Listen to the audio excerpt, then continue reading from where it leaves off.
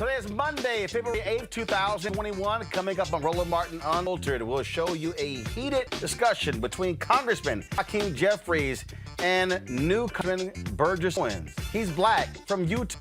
He got his ass handed to him by the brother from Brooklyn. Wait until we show you what went down. Plus, we'll talk with Ron Busby, the president of the U.S. Black Chamber, Inc., to discuss the Secretary Janet Yellen's plan to help black businesses affected by the pandemic. In Chicago, Mayor Lightfoot and the Teachers Union may have struck a deal opening public schools. All in Rochester, New York, an ex-police chief is downplaying last year's arrest of Daniel Poot. Okay, but isn't it the same police department?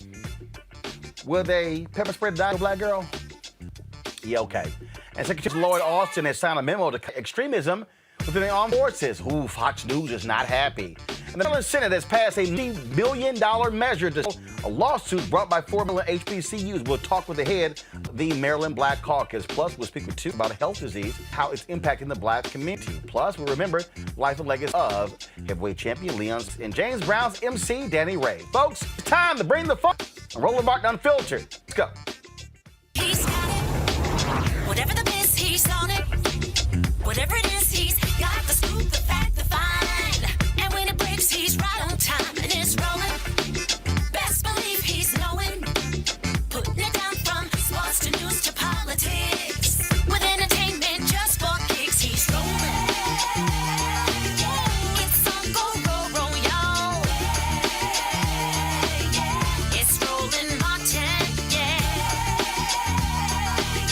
Rolling with Roland now. He's funky, he's fresh, he's real, the best. You know he's Roland Martin now.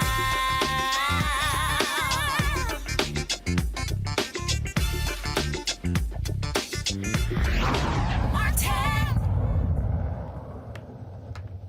If you are going to be a new Republican in Congress, it's best to show your ass when you get there. Now we already seen crazy Marjorie Greene. I mean, we know how ignorant she is. And there's a black Republican from Utah consistently shown his ass on Fox News, sound like a damn fool. A former NFL player, Owens. Well, Burgess decided on his first day as a member of the House Judiciary Committee to school Democrats on the issue of patriotism for not supporting an amendment Republicans push requiring the Pledge of Allegiance at all meetings. Y'all, now he proposed that his peers in the committee to show leadership by standing for the flag during the pledge to show others what unity looks like. Well, Congressman Hakeem Jeffries from Brooklyn, head of the Democratic Conference. Let's just say Hakeem had a few words for Leah Burgess. Play. I was blessed to grow up in the Deep South 60s, days of Jim Crow. I say blessed because I grew up in a community that believed in our nation, believed in God, believed in their kids, and they were going to fight to prove they could overcome any obstacle. It was a great community that taught us the importance of a flag. It taught us to love God, country, family, respect for women, and authority.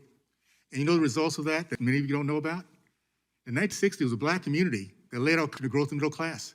The black community that led our country, men matriculated from college, men committed to marriage, over 70%. Percentage of entrepreneurs, 40%. Why were we kicking butt in those days? Like every other community that was not assimilated at that time? We loved our country. We believed in meritocracy. We taught our kids to stand for that flag and for what it represented. Not perfect, but the best thing in the history of mankind. I went to the University of Miami, the third black to get a scholarship, graduating in biology and chemistry. Why? Because in my segregated community, we were committed to education. I would go to my dad's laboratory every summer and work. And when a white guy told me I couldn't do it, I spent the next 4 years in college living in a library to prove him wrong. Because my race, like every other race, looked at this country as a place of second chances, of opportunity, and big dreams. When it fell in 1973, no black centers, no black quarterbacks, no black linebackers, no black middle linebackers. Why? Because those are white thinking positions. $50,000 as a bonus as a first-round draft choice. We have guys making $50 million today, play any position they want to, will not stand for the flag because they've been taught by their adults not to love our nation. What can we do here as leaders, guys? Let's put aside the partisanship, appreciate the fact that we have a body here of every color under the rainbow, every background. Across this country, we have black police officers, black mayors. You know, as we have more and more freedom to achieve our dreams, we seem to point more and more at other people for the failures that we have when we make bad decisions. What is my message, guys? I'm going to follow what Congressman Lee says. It's not about words, it is about actions. 15 seconds to show our kids that we're adults, that we can agree to disagree, but we love our country enough to at least stand and represent our flag. For a young man in 73 to 83 to stand on that sideline and get teary-eyed because that flag was flying, we've lost that. We're teaching our kids, any mistake you make is somebody else's fault. That is not the way country rolls, guys. We gotta do better than that. Why don't we start off just by one simple action? We talk about actions, one simple action. As leaders, let's stand, let's pledge our flag and say thank you for this opportunity to represent the people we're here to represent. And that we will be the example of what unity looks like, not just a word. We'll act by saying the words that bring our country together, putting our hands on our hearts and meaning it and showing everyone, doesn't matter what side of the aisle we're on, this is one thing we can agree on. I yield back. Will the gentleman yield? Gentleman. Well, no.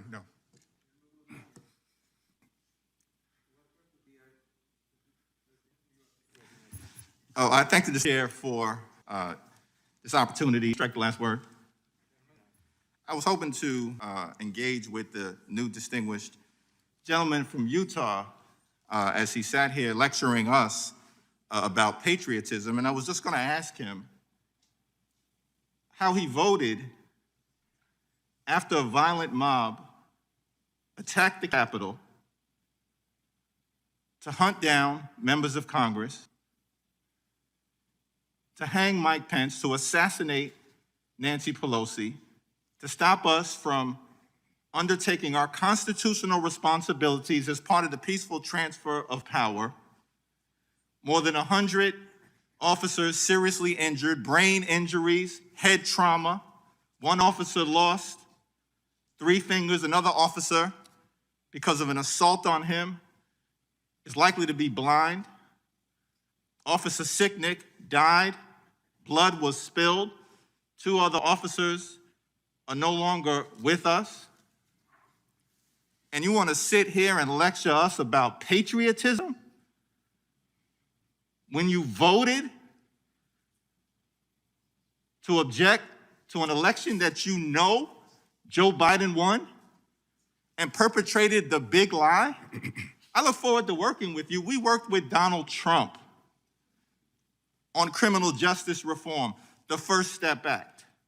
We worked with Donald Trump on the U.S.-Mexico-Canada trade agreement, his signature political issue. When you know if you were in the other position, you would have never worked with a Democratic president on their signature political issue, trade. But we did it because it was the right thing for America.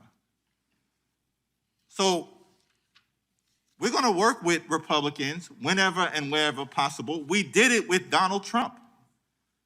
But the notion of you coming here lecturing us on your first day before this committee, it's not about words, it's about actions. You know what? Explain your actions on January 7th when you supported an insurrection. And I was ready to have a dialogue. Point of order, Mr. Chairman. I believe the gentleman should address his comments to the chair. The gentleman will address his comments to the chair. Okay. Mr. Chair, I was happy to have a dialogue with the distinguished. Can I answer that? Will you yield? No. Good. Yeah, why I gave him. Mr. Jeffries' time. It's my time. The gentleman from New York has the floor. And you don't really want any of this either. It's his time now. But Will the gentleman yield? I gave him an opportunity to yield. Will the gentleman yield to anybody else? He chose not to. Apparently not. So I'm going to finish my statement, and then I'll give you an opportunity to respond. All right. But you said it was not about words, it's about actions. Those actions, Mr. Chairman, in my view, were unpatriotic to provide aid and comfort to what Republicans in many parts of the country have characterized as a violent insurrection incited by the former president of the United States of America. You also said that any mistake is not your fault in terms of what's being taught to others. That's what the former president of the United States peddled for 4 years. He took no responsibility for anything.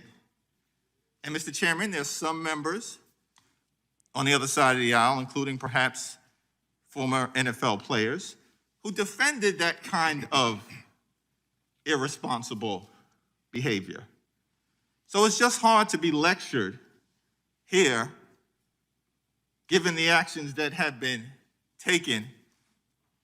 And I would just hope that we're going to proceed with some measure of truth, decency, and intellectual integrity as we make our arguments, even though we know we're going to fiercely disagree, as has been in the case in the past. I'm happy to yield. Okay. Was it insurrection? When in 2016, seven of our colleagues objected. Was it insurrection? Last 3 Republican wins, presidential wins that they objected? No, it was not. It was a voice. It was having the people realize you had some concerns. Now, in terms of... Hey, reclaiming my time, you asked the question. I would just simply say, and the impeachment managers do a great job, but a violent insurrection resulted in the spilling of American blood. People died. The Capitol was desecrated. Urine and feces was left behind. The Confederate flag was bandied about. That didn't even happen in this Capitol during the Civil War. The Trump flag was placed in the stead of the American flag. That's an insurrection. That's sedition. That's undemocratic. That's problematic. And the American thing to do is to stand up to it. I yield back. Okay. Y'all don't have Burgess's response? Was there a response? That was nowhere to that? Dr. Avis Jones DeWeaver, political analyst, Benjamin Dixon, host of Benjamin Dixon, the show, Dr. Julian Mavo, economist, president emeritus in college. Clearly, former Utah Congressman Mia Love did not warn Burgess Owens. Don't bring your ass to Congress trying to show up, and don't let the Brooklyn come out of Hakeem Jeffries. No, she didn't warn the brother. She didn't warn the brother. Just came on up in there all reckless and got ripped, okay? It's really sad that you have someone that in his attempt, people can have different political views. Believe it or not, I actually have some friends who happen to be Republican. But this right here, the argument that he was making was completely detached from fact. And we don't even have to go back decades in terms of fact. We're just going back a couple of weeks in terms of fact when he tried to deny what happened in that chamber. Also, Congressman Jeffries picked up on this, but of his initial soliloquy, what I really focused in on was his specific statement that, quote unquote, any mistake we make is someone else's fault. Nothing annoys me more than when you have a Black person who is put into a position in order to chastise other Black people, when actually the very thing that they are chastising Black people for, the white people who put them there are guilty of it. And that's exactly what this is. As Representative Jeffries rightly pointed out, Trump has never taken responsibility for anything. Never. First of all, let me put it like this. He doesn't take responsibility for most things. for things that happen to go right that he has nothing to do with, he will attempt to take responsibility for that. All right. And that's just one small example of this ridiculous attack on Black people. Let's just be clear about who he is, why he's there, how people felt comfortable putting him there, because they saw him as someone who would put Black people in their place. But luckily, there was someone on that committee who rightfully put him in his place instead. Man, the thing that I just really cracked up, that Burgess wasn't even smart to realize how dumb he is. and then he goes, well, when the Democrats objected, and Akeem basically was like, but we ain't tear shit up. We didn't sit here and tell folks to come in and piss all over the Capitol. We didn't tell them to beat and kill cops. We didn't tell them to take the eyes out. Cops losing their eyes, fingers losing their fingers. And I'm sitting going, and your ignorant ass can't figure that out? But see, this is what happens when you get some ignorant. And let me tell you something. I know a lot of Black conservatives, and this is probably their reaction. Look at this mother. Damn. Making us all look You just bad. come to Congress embarrassing us the first damn day.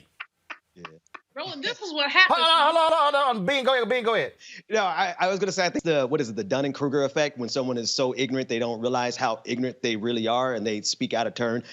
This is just another incident of a blackface on behalf of white supremacy. He really thought he had some ammunition trying to stand and cape for the flag. All right, God bless America, but there's a lot of stuff that has to be answered for, and we're not just going to be satisfied with tokenism and with the idea that it is more important for us to stand for the flag than it is for us to rectify what happened a few weeks ago. No, he met his match that day. The thing here that I also just found to be laughable, Julian, is Republicans love to play this game of I'm more patriotic, and so it's the flag, it's the Pledge of Allegiance, it's all of these how dare you kneel, you must stand. Yet the same party who's doing their best that has introduced more than 100 voter suppression bills. They're trying to change the voting laws in Pennsylvania and Georgia and Arizona, all over the country. And it's like, oh, so is that patriotic? See, I love this fake patriotism that they want to hold folks to. And then Burgess, the white guy said this to me, and I spent every day in the library proving him wrong. I'm not wasting my time on no racist ass white people. I ain't proving a damn thing. Man, take your monkey ass on with your racism. Bro, here's the thing. When you play football regularly, you have put your brain at risk. There is a lot of data that suggests that when you play football regularly, you put your brain at risk. This boy has clearly put his brain at risk. And we saw that. Hakeem Jeffries was not even time enough for him. He was overtime. If you do that in football, I don't know, I'm not a sports fan. But he was overtime for him. These Republicans have been so hypocritical about what they want. What they really want is to win. I mean, I was on a television show with Armstrong Williams about 3 years ago, and he said, our goal is to win. He said, our goal is not to be fair. Our goal is to win. And we're seeing this now. Their goal is to win. And so whether they have to take up for the orange man, whether they have to take up for Marjorie Greene, whatever they'll do, they're going to do that because they want to win. Now, that woman needs to be not only institutionalized, but put into a straitjacket with a muzzle, which is what they did to enslaved people back in the day, a straitjacket and a muzzle. But everybody is okay, well, she has a right to the First Amendment. The First Amendment that calls for an assassination of the House Speaker, give me a break. But these people, in the height of hypocrisy, are simmering in their nonsense. And there are few, but not none, responsible Republicans who will deal with this. So this Burgess brother, I don't know where he came from and I don't know where he's going, but he's going somewhere. And it's not any place close to us. But here's the deal, though. I mean, Avis, I've seen Burgess on Fox News talking all nonsense and all this BS. And this is the game that they play. And this is where, no, we gonna checkmate your punk ass. That's what we gonna do. And that's what Hakeem should have done. Exactly what he did. And then, I think I'm reclaiming my time. Just go and sit over there and be quiet. And then all the white Republicans jumping in. Well, you ain't gonna let my house. Shut your ass up too. Be quiet. You know. But again, and that's why it was like the first day. This the first day.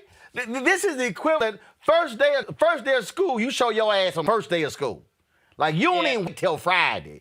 You on the first day of school. On the first day. And the whole that's the equivalent of the whole class look at you like you showing your ass on the first day. Like you ain't even gonna wait. That's why, this clip went viral, a 2-minute clip. I said, nah, I got to see the whole exchange. I need everybody to hear what this fool said and the full response of Hakeem Jeffries because he laid him out. And all I know is there's a dead body somewhere in the halls of Congress, and it got Burgess Owens stamped on his forehead after he just got laid out by Hakeem. Is he related to Candace? I don't know. I tell you right now, if your last name Owens, you ain't trying to claim not name one of them fools. They drink the same That is Kool-Aid. true. That is absolutely true. Here's the issue also. The thing is, this is the difference almost like from coming from the minor leagues to the majors, right? Because he was in the echo chamber, as you mentioned, of Fox News. So, of course, he's going to get doted on. He's going to get loved. He's going to get all the praise and affection because he is repeating the ridiculous messages that they want to be repeated, or at least how much longer they can remain in existence until they get sued out of existence, right? And so there he was the main man, the main man. So he comes into this position with this false sense of certainty in himself and his misguided opinions, and he got checked. This is what you call, it's like he got completely ambushed on day one after walking into this room thinking that he was going to be the one doing the body slamming, and instead it got turned around and he himself is the one that ended up getting sacked. This is what happens. Ben, I keep warning all these Fox News people.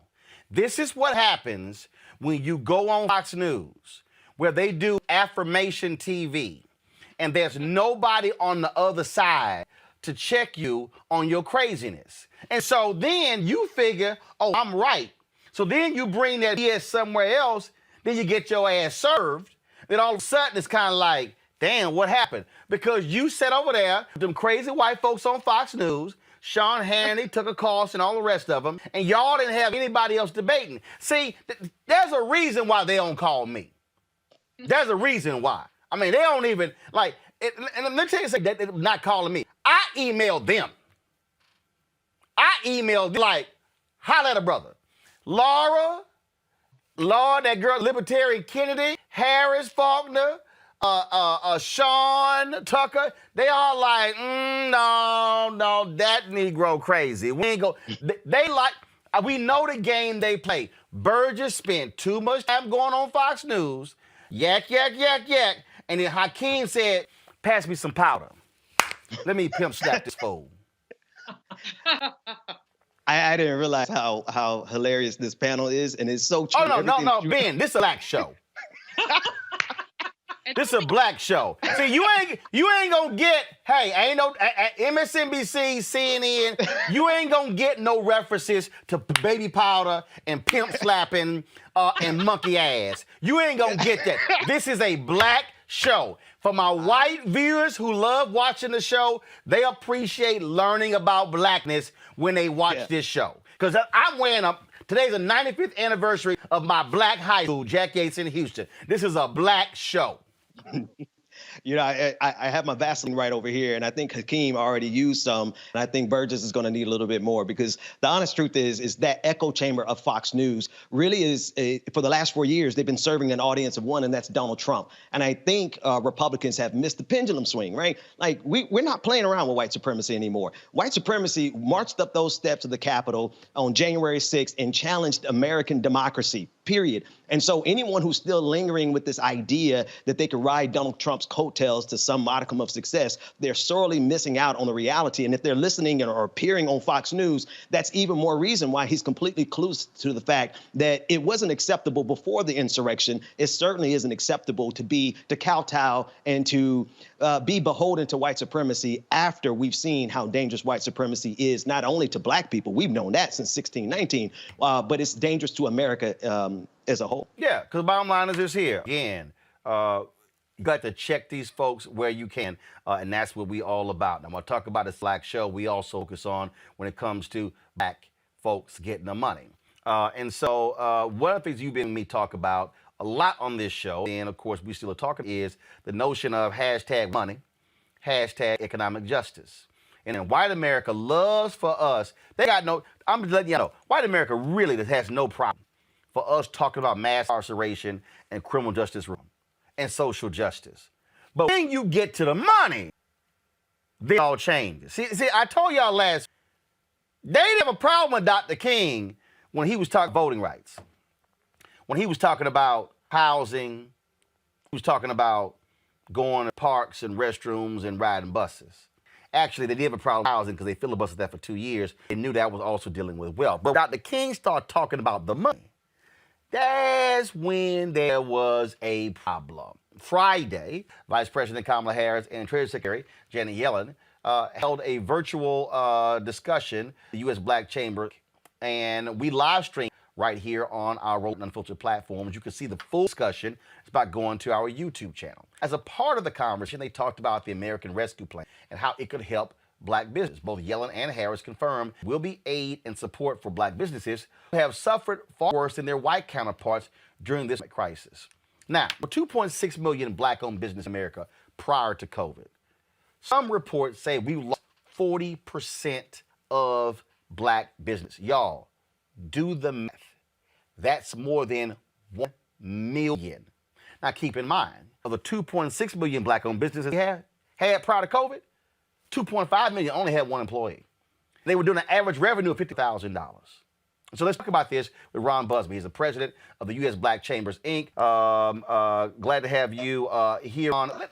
The thing here is, when I talk about black economic justice, I've said this when I keynoted your organization, that too often there have been black economic conversations and black business people weren't in the room. I have nothing against any civil rights group at all, but that ain't what they do.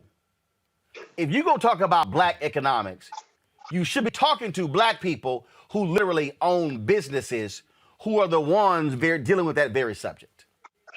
That's a great point, and thank you for having us on. And Friday was historic in the fact that, first, obviously, we had the vice president, but equally, if not more important, was the fact that the Secretary of Treasury, Janet Yellen, was at the table. And had we had the opportunity to be at the table earlier on, I think many of the things that we suffered as black business owners and just black people may not have occurred. As you stated, we had 2.6 million black-owned businesses and 2.5 had no payroll, but yet the stimulus package was based upon the payroll needs of the businesses versus the needs of the businesses. And so many of the businesses, 76% of our businesses, said they either got no funding or less than what they needed because of the fact that most black-owned businesses have employees, but they're contractors, they're 1099s, they're family members, but yet they weren't able to write off or even pass on any of that expense to the federal government. Yeah. I mean, so it is important for us to I'm going to give you an example. I mean, the reality is the number of employees that we have here, we had 10, 12 people. We only have, though, 5 who are full-time. more than half of the people actually are contract. And so when we submitted our PP application requesting about 238,000, we only got 38,000 because of the number of full-time. And this is also an example of, and so then what happened was those people who are contract, the way the rules were set up, they had to apply individually, but here was the problem. They didn't have the same relationships. First of all, those of us who had relationships with banks or with organizations that could actually fast track our application was different from those even black businesses who had no relationship. And one of the things that we learned in PPP and that Congress had no idea about was that if you were a black business, if you were not dealing with loans from a bank, frankly, and the black business was thinking, yeah, well, this is my bank. No. The banks were like, no, you just got a checking account. You're not really a customer. You have a check. So they treated businesses that actually had credit lines and loans from the bank as customers. If you had a checking account, you just had a checking account.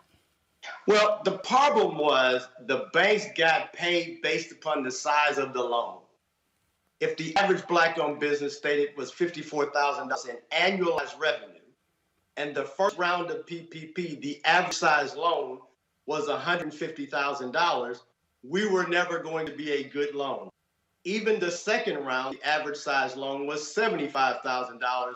Once again, it was not a good relationship. Now, as we prepare to roll out the next portion of the loans, you'll see that they're pushing many businesses now to go to CDFIs, community banks, which is great, except for the fact that the majority of black businesses still bank with the Wells Fargos and the B of A and the larger institutions because they understand that's where they can get the deposits. And so black banks make money just like other banks when you make a loan. And so many black banks didn't have the infrastructure nor the dollars to be able to facilitate many of the small black-owned business loans that were needed. And so we're trying to hold both the larger institutions accountable, as well as making sure that the smaller CDFIs and black-owned banks get the opportunity to participate. And most importantly, Roland, it was about relationships, as you stated. When the stimulus came out that Friday, it was a $349 billion stimulus package. By Saturday afternoon, $250 billion of those dollars had already been awarded to 50 publicly traded white firms without any questions about did they need a payroll? Had they lost customers? Had they lost revenue? It was relationships. And so by the time the smaller businesses, not even micro businesses, but when I say smaller businesses, I'm talking about businesses with 100 employees or less, even had the chance to be included. They were so far down the line, many of the banks did not have the ability to even have conversations with them. See, the thing here, and while we are talking about this and while we're doing this segment, like I got somebody, CC, on my YouTube channel, who says, reparations now. Well, here's the deal. You got to get 218 votes in the House. You got to get 60 votes in the Senate. Has to be signed into law. Then it has to also withstand a judicial challenge. Good luck. Yeah. Here's what we're talking about right now. What we're talking about right now is the federal government spends $500 billion a year on contracts. On media advertising alone, the federal government spends $1 billion a year. There are billions of dollars being spent every single year on contracts in the Department of Defense. This brother Joe Anthony is suing DDB. They got a 10-year, $4 billion advertising contract from the Department of Defense. 10 years, $4 billion. That's $400 million a year. So while all the folks over here argue for reparations, and knock yourself out, I'm going to try to get the existing money right now and get a fair share, because the problem is we're sitting here, we should be saying, okay, what's the black participation when it comes to federal pension fund? What's the black participation when it comes to advertising? The black participation when it comes to HUD contracts, when it comes to breaking up the larger contracts, going from prime, forcing us to be subprime. So my deal is that's where we are. The short-term money right now. Okay, COVID. How much money is going to firms doing testing? And what about what black companies actually are doing testing? What about the distribution of vaccine? What about, the awareness campaigns when it comes to vaccine as well? I saw a commercial last night on the Super Bowl from one company saying the vaccine. There are billions sitting on the table right now, and we've got to be getting the money that's on the table right now. That's why it was very important to have the secretary at the meeting. I believe that it is people that are important as much as it is policy, because it is people that will be at the table that will ensure that our voices as well as our concerns are there. Let me say this. Early on, when we first came up with the stimulus package during the last administration, nowhere in the 700 plus pages of documentation did you read the words Black or African American. Let me also say this. When we got to the table, the folk that were already at the table, unfortunately, were the Asian community. And just like when Rodney King happened, I lived in Oakland, when Rodney King's situation happened in Southern California, it was the Asian community that had their documentation prepared, they had the need, they had the response, and they were the ones that got the funding early on. You know Danny Baker well, Roland, in his role there. He got involved and he was able to change the dialogue later on. When we got to the table, it was going to be the Asian community that was saying, hey, our businesses are suffering. When people walk to our facilities and stores and restaurants, they see that it's Asian owned and they leave. When they see us on the side of the street, they go to the other side of the street. So thus they felt like they should be in front of the line. We said, no way. If anybody's going to be at the front of the line, it should be African-American business owners and Black communities. We were then successful in saying, okay, we will make it race neutral, but it's got to be based upon data. Now, the U.S. Black Chamber came to the conversation early on and said we were going to lose between 35 and 40% of our businesses. No one wanted to hear that because there was not data there. They felt that it was an emotional conversation. The Federal Reserve came back and said, oh, guess what? You actually lost 41% of your businesses. Then all of a sudden became, how did that happen? What can we do? We've got to be intentional.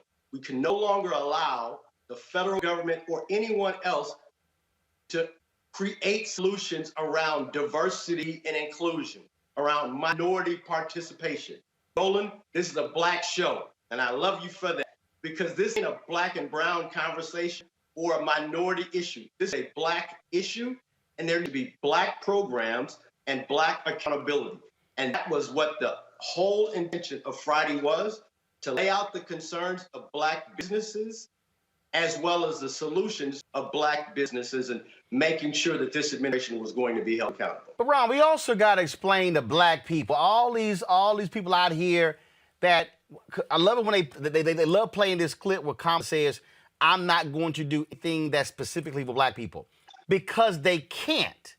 You have to, you literally cannot pass, like when somebody says, well, you know, this bill was passed for the gays. Somebody on YouTube said that. First of all, you can pass a bill when you say LGBT, that means Black gay, white gay, Asian gay, Latino gay, exactly. That mean gay, exactly. Okay? That mean gay. Everybody.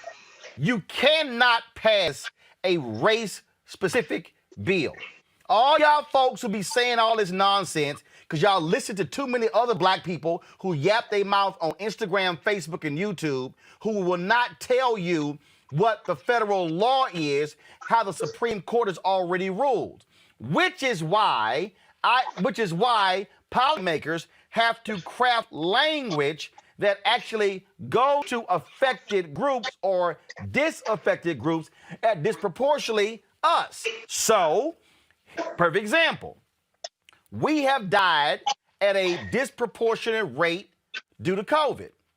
So if you craft a COVID bill, and if you say that the media advertising dollars for COVID should be targeted first to communities most disproportionately impacted by COVID, nowhere in what I just said have I said Black. But what I did say was black. You can even do better. We know the 40 communities, the 40 zip codes, the 40 counties that were impacted the most by COVID-19. When the infrastructure bill is being created, we're saying go to the 40 counties first.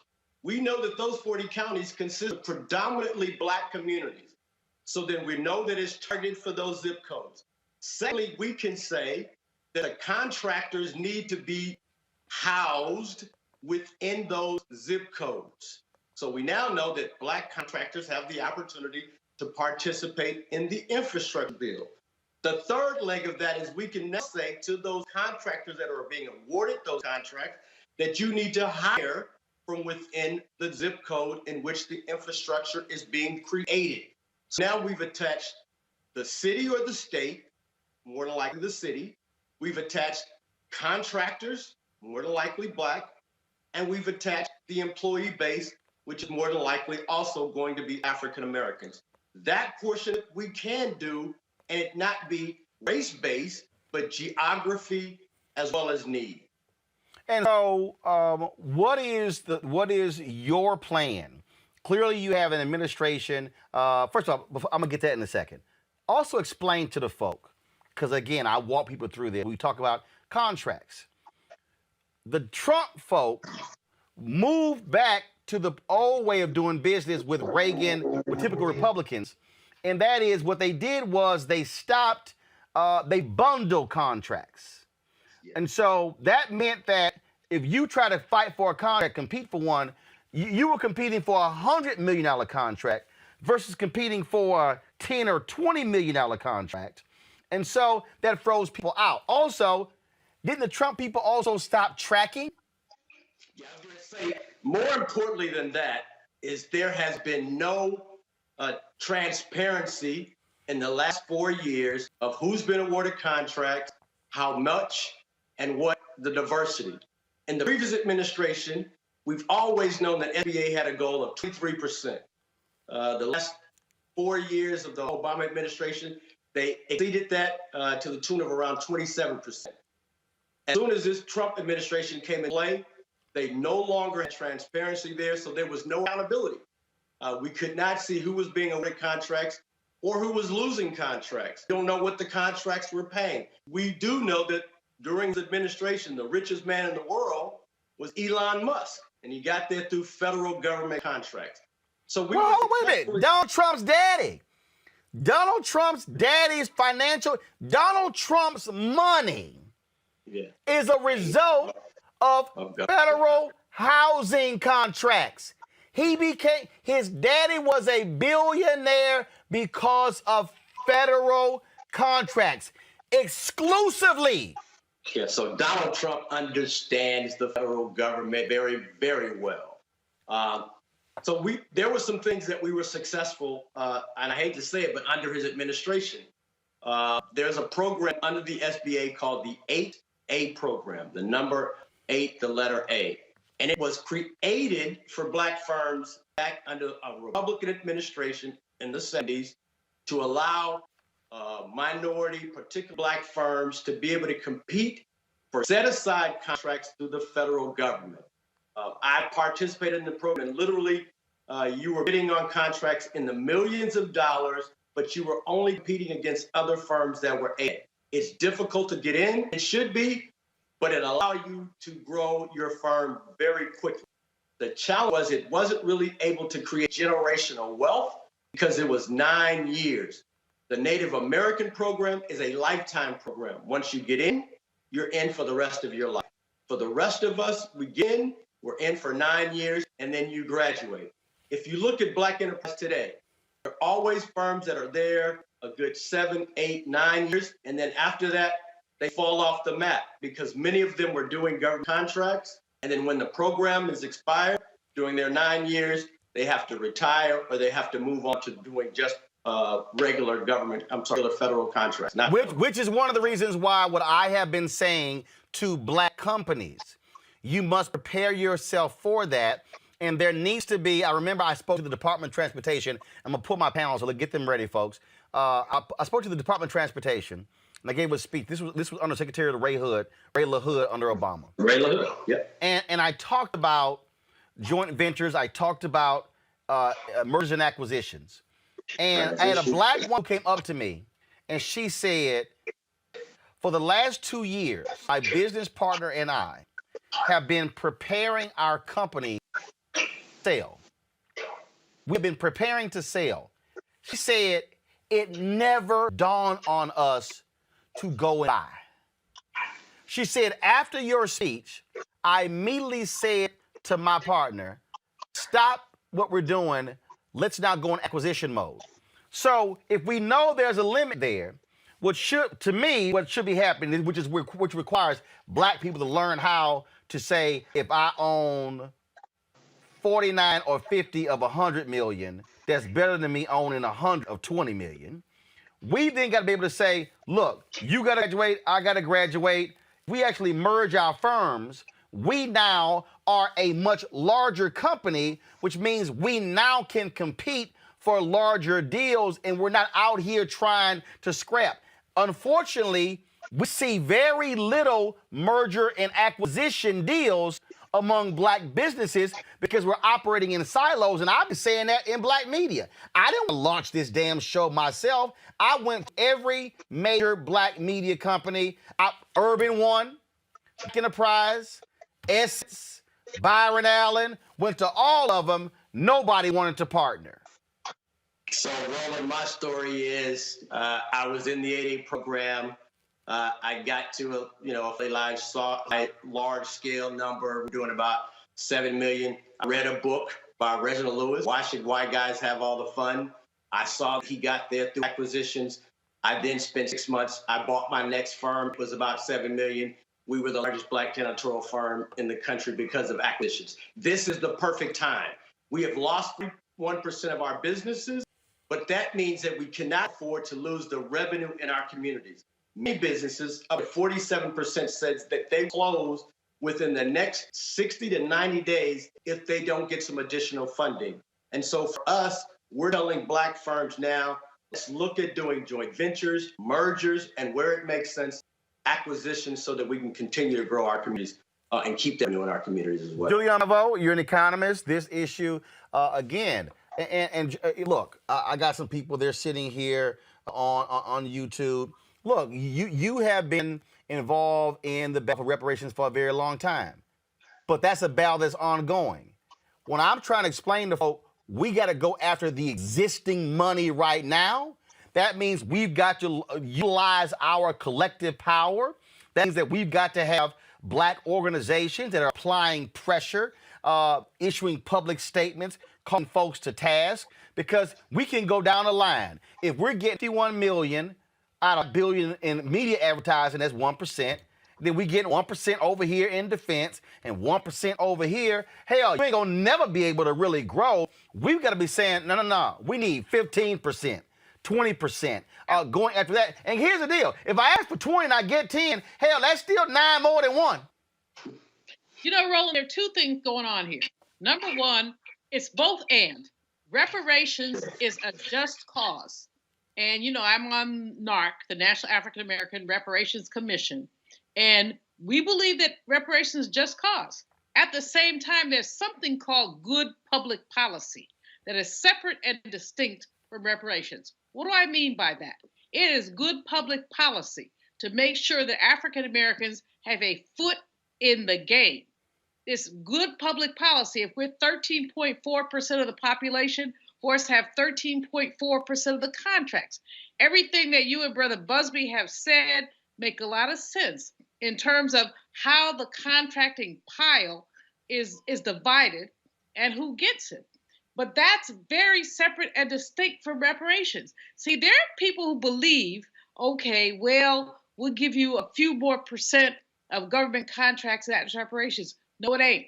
Reparations is about what you did. Good public policy is what you go do. And what we have to fight for both, but there may be different constituencies fighting for them. When we talk about how government funds are allocated, we know, as an example, the HBCU initiative took in under Bill Clinton walked Black colleges through every agency to try to get them contracts. They were somewhat successful, not completely. Less of that under President Obama, unfortunately, and none of that under that orange man. But if we say that Harvard, Yale, Princeton basically get hundreds of millions of dollars in federal contracts, why shouldn't HBCUs get the same thing? So we have to be clear. There's a whole lot that Black people are owed. And there's a whole lot that good public policy would give us an equal stake in. And let's not get the two confused. But Ron, what is required again is you've got to utilize, as far as I'm concerned, organizational infrastructure to be able to apply the pressure. So all of a sudden what then happens is you have the research, you have the numbers. Now all of a sudden they got to feel that pressure when the alphas and the deltas and links and the boule and the NAACP and the Urban League are pressuring people. And let me be real clear. I'm not talking about folks deciding to give the Urban League or the NAACP $100,000. See, let me be real clear to everybody out there. I don't want people to say, hey, we can just satisfy wrong group if we just give the Black Chamber Inc. $100,000. No, damn that. What the bank should be saying is we're going to create a $100 or $500 million line of credit for businesses that are in the Black Chamber Inc. to be able to have a credit line to be able to float your business if you get a government contract, but you can't float it for 6 months because they pay on 180 days. See, so that's why I keep saying to Black people, stop playing ourselves small, Ron. That is, when we sitting here like, no, don't come to us with the table. Come to us with the money to buy the whole building. Yeah. And so there are a couple of things that have happened, and I appreciate your passion as well. One, we've increased the 8A program from 9 years to 10 years. That has been impacted effective January the 7th. So kudos to this administration. The average 8A firm is somewhere around $10 million. So those Black companies now get that extra year of being able to drop those kinds of dollars. The second one, and I'm so glad you mentioned the payment terms, because the federal government is notorious for being a late pay. Under the Obama administration, in 2009, during the last recession, implemented the prompt pay, which said that the government would pay its vendors within 15 days. So now if I get a contract February 1st, I can invoice you February 15th and make payroll by the end of the month, not now requiring me to have to go get one of those high interest rate loans that we are notorious having to pay twice the interest rate of our white peers just to be able to get the float of the federal government. So a good conversation that needs to be had in addition to education, housing, all the others, not taking away anything from a reparation conversation as well. But the lane that we live in each and every day is really talking about an economic agenda for Black businesses and Black communities. Ben. Ben, go ahead. Well, one of the things that stood out when you were talking, Roland, was about the racially specific legislation. And I'm enjoying this conversation because I think one of the things we have to be mindful of is if we cannot get racially specific legislation due to the racially specific harm that this country has caused us continuously, then we're going to have to do it ourselves. We're going to have to band together, and we're going to have to link up. When we're discussing the influence of media, but also the money that could be spent in Black media and the money that could saturate the Black communities, we have a headwind. We have such a strong headwind, not only in terms of funding in general, not only funding from the federal government, but just support in general. And so we have to start crossing lines with each other and connecting and mergers and acquisitions so that we can survive, because there's really no way we're going to be able to push the envelope on issues like reparations if all Black media is defunct. Roland, if I could just jump in for a second. Real quick, I need to go to Avis. Okay, just a second. The whole notion of race-neutral legislation is flawed.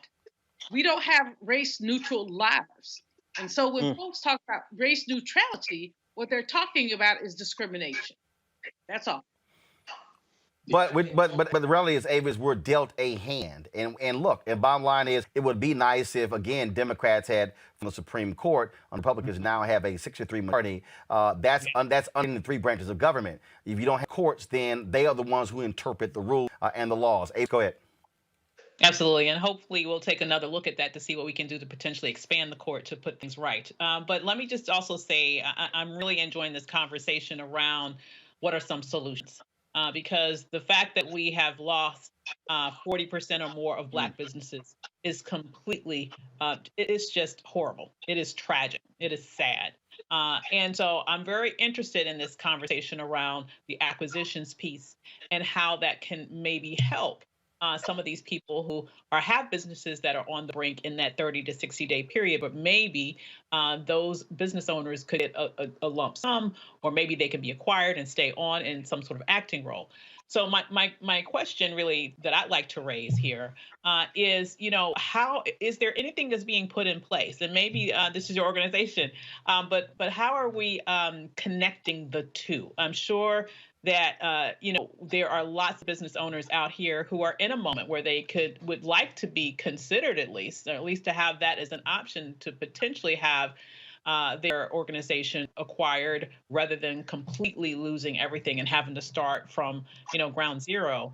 How can they be linked to other Black businesses who are in a better financial position to potentially acquire those institutions? But before Ron speaks, let me say this here. You got to have something to acquire. Yeah. Again, seriously. I mean, the problem that if we start, and Ron, you can definitely speak to this. If we actually do the analysis of the 2.6 million, I go back to it. 2.5 million have one employee. So in essence, they're working themselves. Yeah. So when you start saying, okay, we're going to merge or acquire, what are you actually getting? When you do a merger and acquisition, you got to bring, or do you have existing contracts? Is there real estate? Is there equipment? What assets are there? The reality, Ron, unfortunately for a lot of when you only have 100,000 Black businesses with more than one employee, it makes it difficult. I saw this the other day.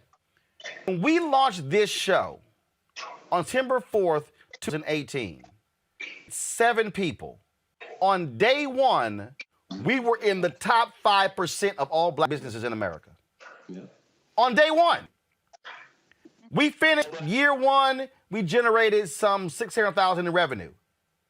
We're in the top 3% of Black business America. And so that's Ron, that's part of the problem. That's why I keep saying, people say, why do you keep saying we don't need more Black business? I said, we don't. We need Black businesses with capacity. We need larger Black businesses. We got a whole bunch of singles.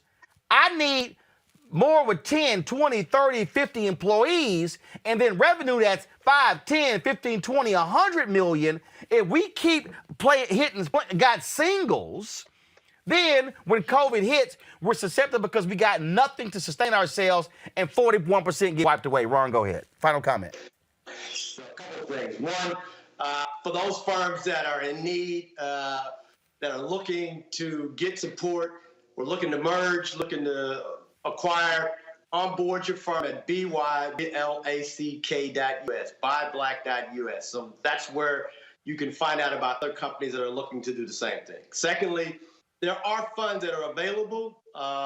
Roland, when we asked our businesses around the country what they need, most of them said customers. And so many of the mom or pop businesses that we talk about may not have the revenue, but they have expertise in areas and they may have customers. And so if you're a good distributor and someone else is a good marketer and someone else is a good producer and someone else is a great writer, let's build that as a consortium to now create a business that could perhaps have the size and the scale that both corporate America is in need of, our communities, as well as our needs as Black people. Again, I'm not pushing people away from starting new businesses. But at the same time, the other opportunity is there are white firms that are going out of business, Hispanic firms and Asian businesses that are going out of business. We should also look there. And then the last thing, there are great programs that are out here for Black-owned businesses that we aren't taking advantage of, i.e., organizations like DoorDash are saying, hey, if you're a Black-owned restaurant, waive the fees for delivery charges. Well, guess what? They said 375% has growth in restaurants. But when you look to see who's actually taking advantage of the Black-owned programs, it's Hispanic-owned restaurants. It's pizza parlors that are owned by other folk outside of our community. It's Asian restaurants. It's Thai restaurants. They aren't Black-owned restaurants. There are programs that are out here to try to help our businesses. We've got to make sure that if it's the U.S. Black Chamber, if it's Roland Martin's show, we've got to make sure that our businesses are finding those opportunities to be able to continue to survive so we can get through this as well. Again, let me say this again, people who thought I was joking. I understood the reality of trying to start a business because, first of all, I had a media company. I knew that. So my deal is when I went to existing Black-owned businesses, Black-owned media companies, saying, I have what y'all don't have. What I'm doing, none of y'all got. And each one, nothing. No response, nothing. And can't none of them deny we ain't had conversations. And so, fine. I went ahead and built it. And in 2 years, we're far ahead away than what any of them are doing in terms of digital audio or video. The argument that I'm making is that we're seeing this in so many other sectors, Ron, that what we're doing is we're actually not building smart. Man. We're not building smart. So we got we got all these silos versus saying, wait a minute, hold up. If I'm doing 5 or 7 million with the department, but there are 3 or 4 other companies and they're doing 2 to 3 million or 5 million. Well, hell, if we say we merge this sucker amongst the 4 of us, and now we've got a $40 million company, we now are in a position. But here's the deal. Here's the rub, Ron. And we're going to deal. Folk then got to say, I got my ego has got to accept I don't have CEO on it. All I know is this here. Jeff Bezos is the richest man in the world, and he don't own 51% of Amazon. I will say. Final comment, Ron. Go ahead. Yeah, Avis, you were in the room in 2016 when we all got there, and it was 68 organizations, and we met for days trying to establish the priorities for Black America.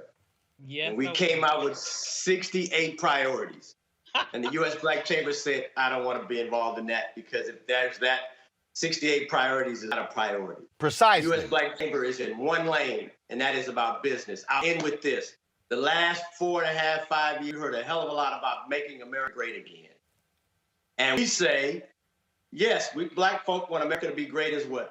But in order for there to be a great America, there must be a great Black America. And in order for there to be a great Black America, you got to have great Black businesses. And in order for there to be great Black businesses, you need great Black chambers, and you need great Black customers. We need for you to shop with Black folk, to spend with Black folk, to support Black folk, to support Black media, and know that your voices are being carried, especially under this administration. We are going to hold them accountable. We want you to hold us accountable. But most importantly, as Roland's been saying, it is about collaboration. No one can do this effectively by itself. When we go to corporate America and say spend more money with Black folk, they say either we can't find them or they don't have the size and the scale.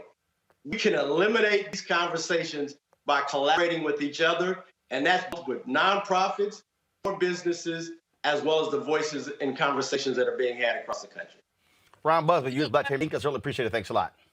Thank you. All right, then. This is, I just want, pull the panel back up. I really want folks to understand, the folks out here who are watching, I need people to understand why we are doing this. I had somebody, let me go call this out. Person says, and I'm really laughing at this because it really is hilarious. This person, what is it? Angela Mitchell. Roland, you're being self-centered. The show is called Roland Martin Unfiltered. That's first. I'm using my experience as an example being of the problem. How can I talk about building capacity, merger and acquisitions, and joint ventures if I don't explain to the audience how I literally try to do what I am saying I do. When you called me and said, hey man, we're trying to sit here and build this show and we want to get the word out, I was like, all right, we'll put you on the panel. I'm not losing anything by adding you to the panel, exposing you to my audience, and people might say, oh, well, hell, Ben got a morning show. I'm going to go check his show out. That's the whole point. I was on an 80-minute call with Adrienne Bankert, who's with ABC, who's got a book and she's doing stuff, and I'm sharing expertise with her. It doesn't hurt anybody. But we also got to be honest within our community is that there are black people in our community who refuse to partner, but when they sit on panels and they tweet and post on Facebook and Instagram how we need to be about the collective, I don't want to hear nobody black talk about the collective if your ass ain't practicing what you preaching. Ben, go ahead. Ego is a hell of a drug, Roland. And for us to miss opportunities because we can't set our own personal ego aside, right? This is Roland Martin Unfiltered. Thanks for having me on. I'll be back anytime you want me. Because the fact of the matter is like just this collaboration here, you allowing me to be here is a tremendous benefit to me. And so I'm grateful for it, right? At the same time, it's like, it's symbiotic. Like it's the ability to work with other people and bring your gifts and your talents to bear that really helps us to move the ball forward in so many ways. And so I have found, I mean, and you know, we've been talking for years about this, like there are just so many missed opportunities in black media specifically because we weren't able to get those collaborations. And honestly, if we can't survive America, white supremacy and capitalism alone, we got to clan up. We got to squad up. I got somebody here, Julia, and look, and I ain't got a problem. Y'all know, I'm just gonna say it. I got several people who keep posting on my channel, Roland, why don't you partner with Tavis? Because in the last 20 years, Tavis ain't done shit with me. No, I mean, no, see, here's why I need y'all to understand. I need everybody here to understand. I have not been afraid to work with anybody black. But Tavis ain't never invited me to stay to Black America. In fact, I was booked on Tavis's TV show, on his radio show. They were unbooked. I never did Tavis's television show. But I didn't hold grudges. When Tavis's MLK book came out, I welcomed him onto my TV One show. Tavis had never ever booked me on anything ever. But see, I ain't tripping. I told y'all last week. Reverend Sharpton ain't never invited me to his show. Joanne Reed has never invited me to her show. The first weekend show, the daily show, the second weekend show, or her daily show. Karen Finney had her show, MSNBC, never invited me. Melissa had Perry, never invited me. But when their books came out, I had them on, so I'm tripping. But what I am saying, Julian, is that if black folks do not learn to set egos aside and realize you're not going to be able to do what John H. Johnson did, building Johnson Publishing Company. And in fact, let me go ahead and say that John H. Johnson was arrogant as hell and not helping other black people. He tried to put Essence out of business. It's in Ed Lewis's book. We got to understand, Rupert Murdoch sold Fox Entertainment to Disney for $70 billion. $70 billion. He had no problem with Bob Iger. All I'm saying to our people, we can stay small by having small minds, and it's all about I don't like so-and-so. But I would love for a black company to be built and sold for $70 billion. Will never happen if we stay small, Julian. Well, you know, there's an African proverb that says if you want to go fast, go alone rather. If you want to go far, go together. And I think that that's really what you're saying, what Busby has been saying, what other folks are saying about black business. I mean, 90% of our black-owned businesses have one O-N-E employee. So they're basically, self-employed. Avis has a great concept. She talks about the solopreneur versus the entrepreneur, where the solopreneur is somebody, they just doing their thing. The entrepreneur is someone who's really running stuff. Now, what we have to do in the African American community is really figure out whether we want to be solopreneurs so that when we die, that's the end of it, or entrepreneurs so that we have a legacy to leave. Because if we're talking about generational wealth or other things, we have to be talking about what we're leaving other people. And I don't think that we talk about that enough. And I think Brother Man said ego is a drug. You know, ego is a drug, and we see it in our community every day. And psychologists and others can explain it. You know, we've been denied so much and we need so much attention. Hell, Black people, get over it. I mean, really, as we look at what's going on and going ahead, the Department of Defense, Roland, does not want to do business with a company that has less than $1 million in assets. It's not efficient. So we need to figure out how these companies can get together. In terms of contracting, same thing. You're talking about construction contracts.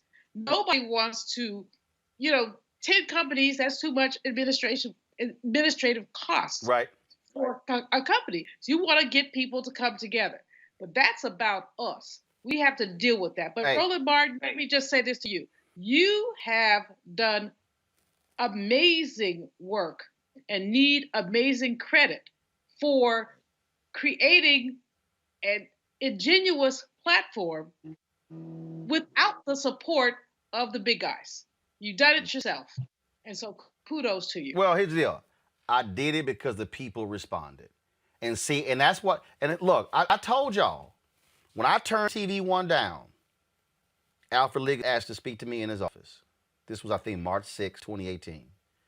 And he said to me, it's hard starting your own media company. And I was like, you'll start a media company. No, with one station. Kathy Hughes started. There is no urban. I need everybody to understand. There is no urban one without that one small Black station in D.C., WOL.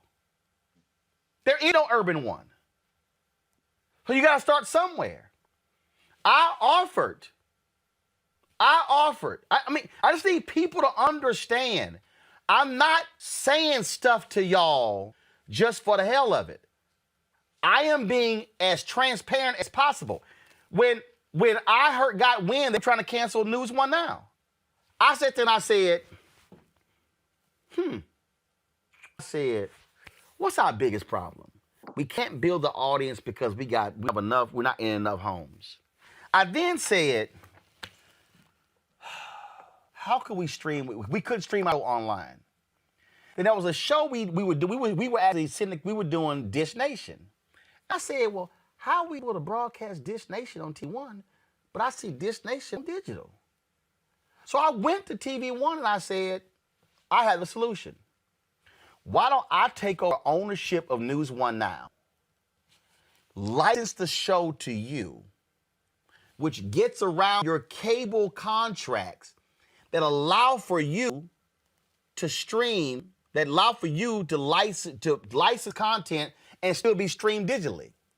I literally said, we can grow News One Now as a digital show, generate more revenue, a bigger viewership, and then what we do is we do a back-end deal where you handle all of my back-end stuff, and then we do a revenue share and your sales teams handle the deal. They never responded. Then they said, I literally sent that offer. I need everybody to understand, I sent that offer in November of 2017. The day, when I was told the show was canceled, it was because I kept pushing like, are we gonna get an answer to my question? So I was told they were gonna take the show from a 5-day week to a weekly show. Then they said, no, we're gonna end it completely. The show was costing them $5 million. I knew for a fact how to produce that exact same show for $3 million. I knew how to produce it. But they didn't want to do that. When I launched Roland Unfiltered, I gave them a proposal to join me as a partner. Nobody responded. So what I'm saying to everybody who's watching, I have done what I'm telling y'all to do.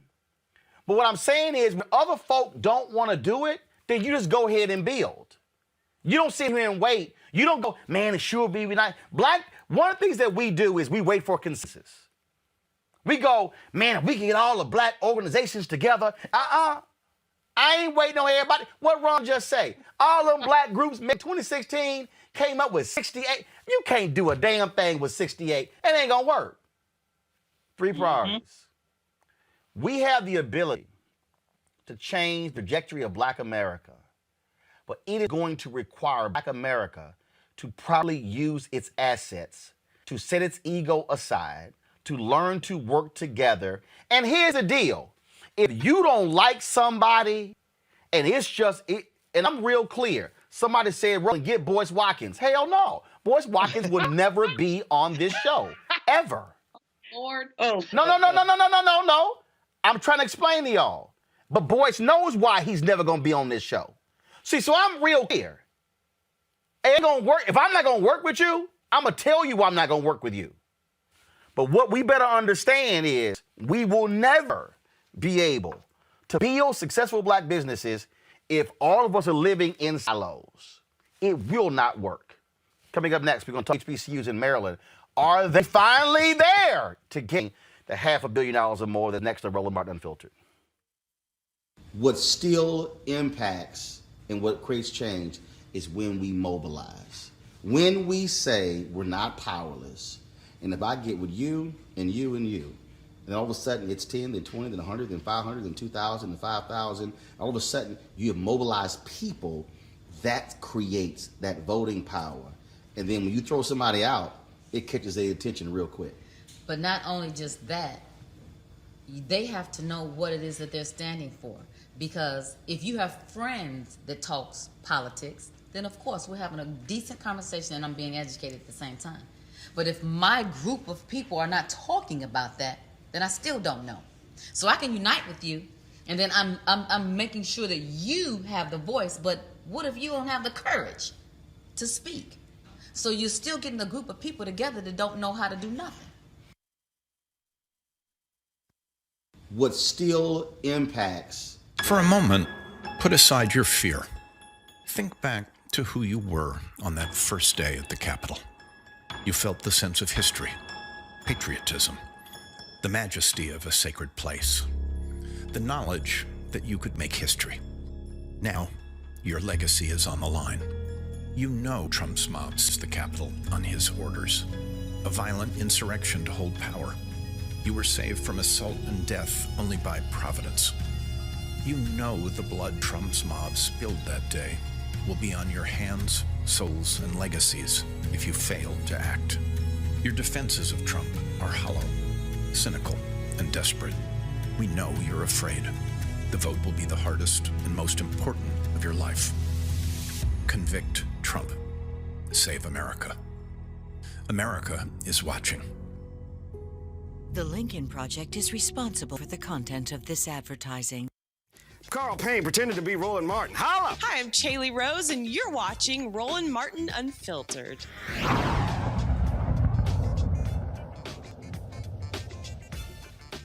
The Maryland City unanimously passed a measure for a $577 million settlement to end a running lawsuit in the state's 4 HBCUs: State University, Morgan State University, Bowie State University, University of Maryland Eastern Shore. On Friday, the Senate voted 47-0 on the bill. It will now go to the House delegates. Now, you remember, the bill passed last year, but Maryland Governor Larry Hogan vetoed it, saying they couldn't afford it.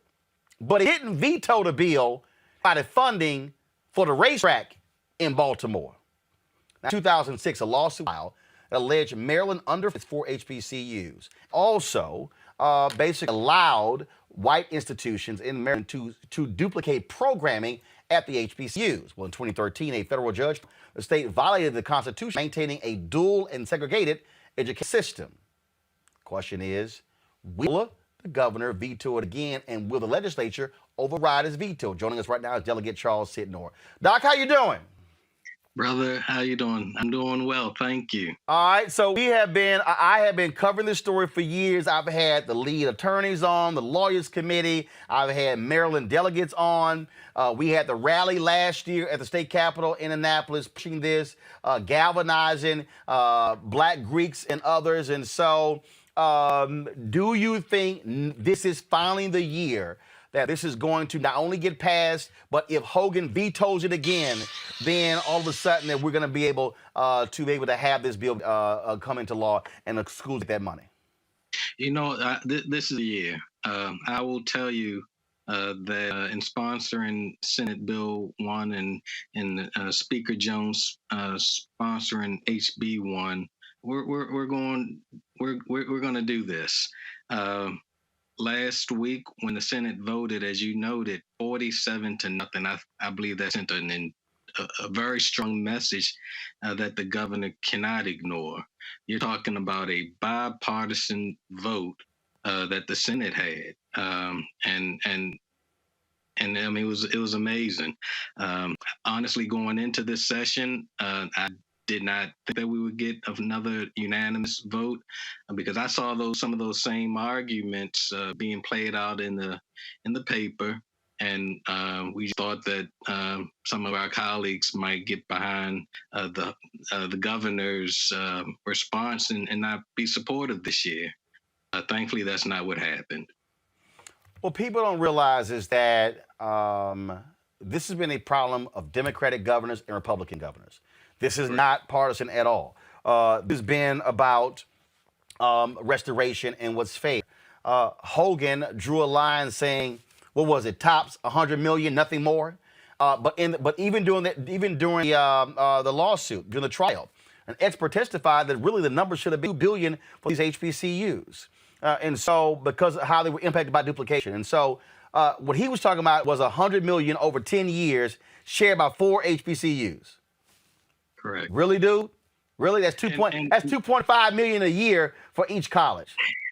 And you know, I think that number, that $1 to $2 billion number that came out in the lawsuit, really helped us to make the argument to some of the colleagues that, look, we're facing a $1 to $2 billion remedy, when in fact, if we just pay $577 over the course of 10 years, we can get this done. I mean, it's a deal, and they agreed. I mean, and one thing that I learned last year after that vote was that you can't take any votes for granted. I mean, so I made certain to talk with our Republican colleagues for support, and they did it again. So I was extremely happy about that. Well, look, I'm glad it passed the Senate. We're waiting on the House.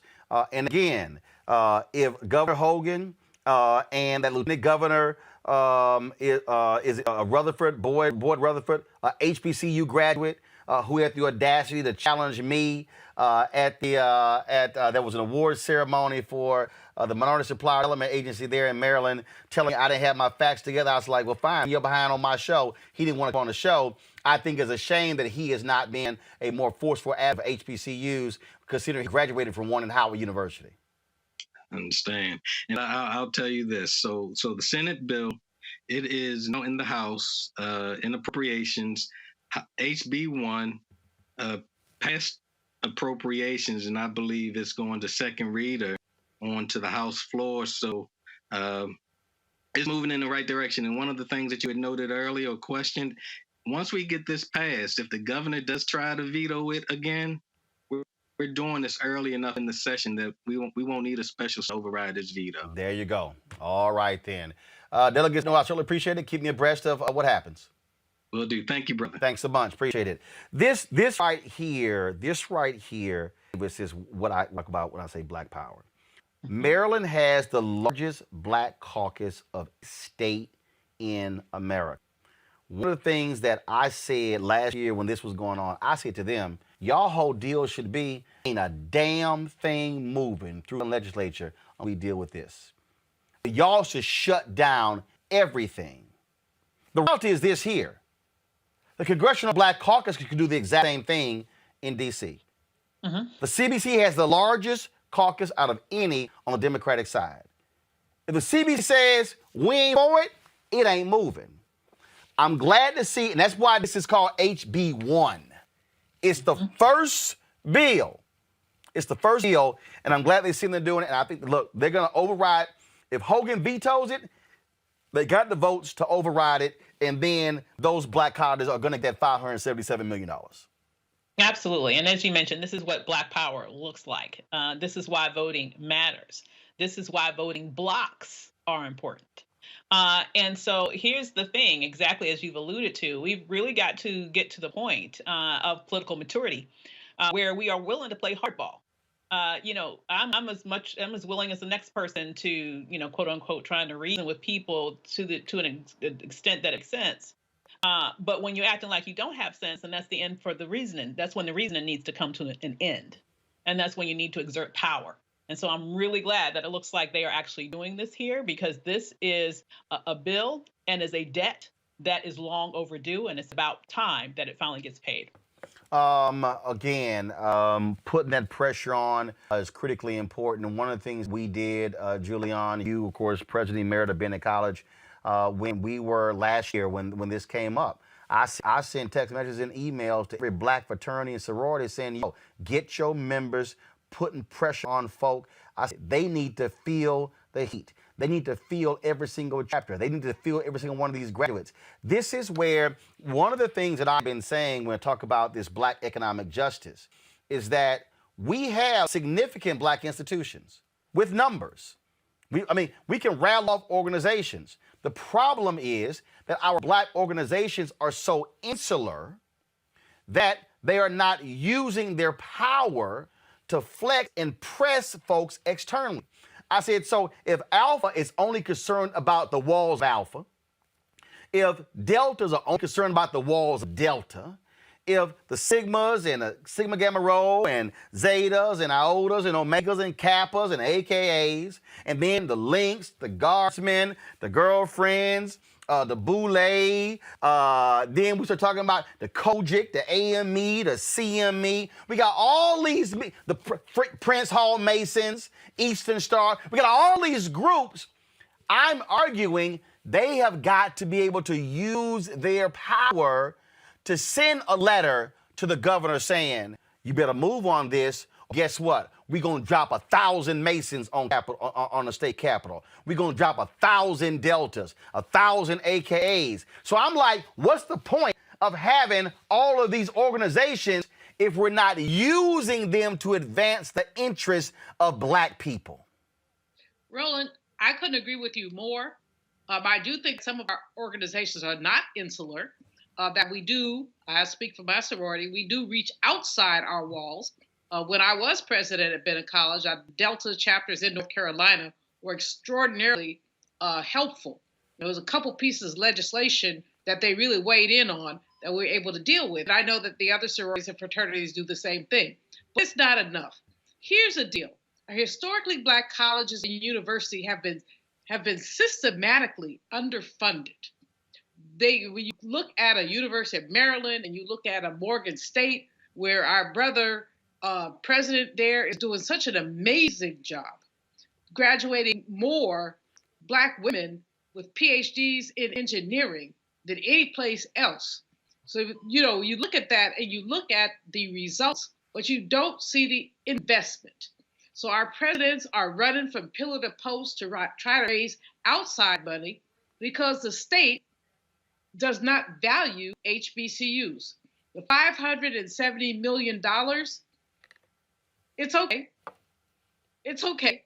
The $2 billion that is truly owed would be better. But it's opportunity for folks to build their endowments, to increase their scholarships, to attract good faculty, new faculty, and good faculty.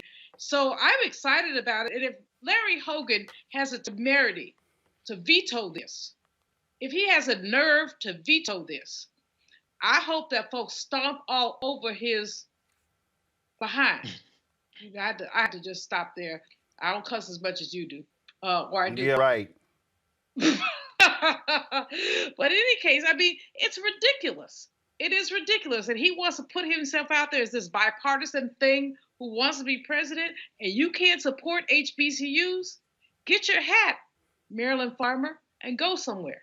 He had better not veto that. And if he does, I hope that the whole big old feet of everybody in Maryland stomp on his hind part. Well, that's why you're making a big issue, Ben, because the reality is Boyd Rutherford plans on running for governor during the next election. And I'm sorry, if you couldn't stand with Maryland's HBCUs for the full amount of money, you don't deserve anybody black voting for you. There you go. Yeah, I mean, that's the truth. And I think that's the vantage point that we have to come from going forward. America has been saved by black people time and time and again, right? Not just on the federal level, but on the state level. And for them to even consider, first of all, it's woefully insufficient, but it is something. And so if they're even considering vetoing this, I think black folks, we just really need to bring the full force of black power down on every level of this government, because they literally cannot obtain power without black people. So, again, to everybody watching, you watching me on YouTube, Facebook, Periscope, y'all going to hear me saying this a whole lot. How you use collective action to be able to move things in our community. When we start talking about dollars, when we start talking about pension funds, we start talking about advertising dollars. I'm gonna tell you right now, that's how it can get done. The model is there. King laid it out in Operation Breadbasket. Reverend Leon Sullivan gave it to him, and before it became Operation Breadbasket. So we've done these things before. We've simply got to have folks who are willing to actually put their neck on the line, and they're not even really putting their neck on the line. It's just doing what's right, because this is about actually black people. All right, folks, a couple of stories before I go to my next break. Lori Lightfoot and the Chicago Teachers Union leadership reached a tentative opening deal over the weekend to reopen schools for families seeking in-person instruction. Lightfoot says under the framework, the first group of students will return February 11th. Subsequent groups will be staggered, return to between February 22nd and March 8th. It's contingent upon the union approval involving a vote of its 25 members. Union officials have indicated that a vote could take place late today or tomorrow. On Friday, Rochester former police chief Laurent said he didn't see anything egregious in the police body cam video that captured 41-year-old Daniel Booth's arrest. On March 23, 2020, Rochester, New York police officers were responding to a mental health call when they encountered Prude. The 41-year-old was naked and experiencing a mental health episode after ingesting PCP. Responding officers then detained Prude, placing a spit hood over his head and had him sit in the middle of the street while naked. Officers were seen in the body cam video holding him down for approximately 2 minutes until he stopped breathing. Prude was then taken to a hospital where he later died. Singletary was fired by Mayor Lovely Warren after the body cam footage was made public. The city of Rochester released a statement Friday saying the former police chief, quote, downplayed what occurred from the very beginning through today and believes that neither he nor anyone in the Rochester Police Department did anything wrong. Despite Singletary's claims that officers used excessive force, the Rochester County Examiner ruled Prude's death a homicide, and the grand jury is investigating the 41 deaths. This is open, folks, even when you have a black police chief who defends blue, not black. Got to go to come back. Roland Martin Unfiltered. Actually, before we do that, do this right here. Folks, I told you why it's important to have our own voice, us driving our own messages. Our goal is to have 20,000 of our fan club. Folks who follow us support Roland Unfiltered. So we want you to join our Bring the Funk fan club. But I've said to many of you, if you on YouTube, we only get 55 of what is given on you. But if you give that money to us directly, we get the 3%. So YouTube is a revenue. They get 45. So if you want to support us, so via Cash App, Unfiltered, pay /R Martin Unfiltered.com /RM Unfiltered. Zelle is RolandSMartin. All right, folks, got to go to break. The U.S. uses more than half the world's healthcare resources, but we're ranked 43rd in the world for life expectancy. How did we get here? The political determinants of health include how we structure relationships, how we distribute resources, and how we administer power. What does this look like at the individual level? Take Jessica, for example. Jessica's 19. Her dad relies on mental health and substance use programs, but when these programs get cut, he becomes too difficult to live with. She leaves home. Neighborhood Jessica can afford no grocery stores, limited public transit, and limited health care. To save money, policymakers change the water source to a more polluted river. Jessica has a minimum wage job with no no health insurance at a convenience store that offers free sex while she works, which she takes advantage of because they're free. When Jessica becomes pregnant, she can't get health insurance because pregnancy is a pre-existing condition. And she doesn't realize that the salty, fatty snacks that she eats at work are bad for her baby. Jessica gets a ride to the closest clinic for a prenatal appointment, but the doctor is rushed and rude to her. She doesn't go back. Jessica develops preeclampsia and almost dies during son's premature birth. He's born with cognitive defects because of poor diet, contaminated water source, and lack of access to prenatal care. As he grows up, Jessica learns that her school district doesn't have the resources to accommodate her son's special needs. He drops out after 8th grade and will repeat the cycle of poverty. Through Jessica's story, we begin to see how social determinants, environmental determinants, healthcare determinants, and behavioral health determinants take their toll on our lives. And Jessica's story shows us how political determinants supersede personal responsibility. Equity in our policies is a process and an outcome. Change comes when we can identify political champions at all levels and figure out how our most pressing issues align their policies. For more actionable solutions to close the health gap, read The Political Determinants of Health by Daniel E. Dawes.